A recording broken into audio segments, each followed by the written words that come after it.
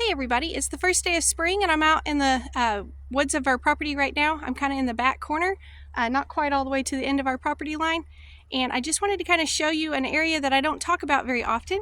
I've got some cool grasses behind me and we are out in what we call our native habitat area.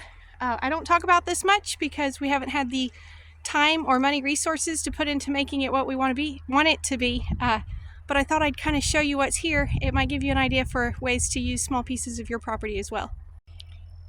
So again, we call this the native habitat area, and there are lots of things in this area that make it our habitat area, starting with this spring that comes off the neighbor's property and runs through.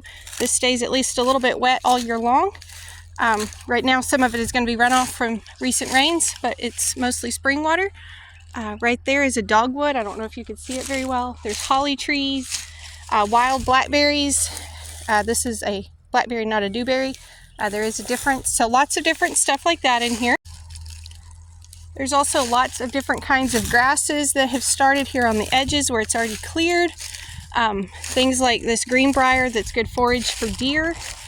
Our goal in this spot is to be able to clear out the underbrush. Our preference would be to be able to clear it out by controlled burn. I don't know if we'll get to do it that way or not, but clear out the underbrush and leave some of these really big old trees in here. And then once we're down to just really big old trees and the creek that flows through and some hollies and some redbuds and dogwoods and different really pretty stuff like that, the goal is to kind of let this be a spot where wildlife can come. So deer, eventually we would like to release bobwhite quail through here, that sort of thing, and just have those natural grasses and those natural things that are supposed to be out here.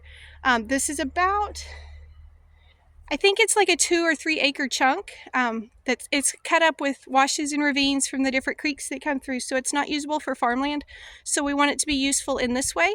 If you've got a chunk of your property that you can devote to just leaving it the way it should be, in nature, the way God made it, I definitely recommend it. It's really always a lot of fun to come back in here and see the different flowers and grasses and trees and things that are growing in here when we leave it alone. So we got the farming going on up the hill, and then down in this area is just, again, we want to clear out the underbrush so that it can be a healthier ecosystem, but we want it to be able to thrive the way it was intended to thrive.